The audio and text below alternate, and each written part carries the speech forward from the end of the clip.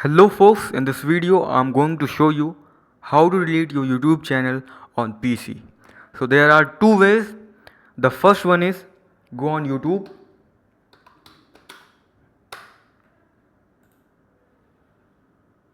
click on your channel and click on YouTube Studio. Go over here on the settings and click on channels, click on advanced settings, scroll down to the bottom and click on remove YouTube content. You can see there are two options. The first one is I want to hide my channel. You can do this if you want. The second one is I want to permanently delete my content. Click on delete my content. Your channel and your content will be deleted.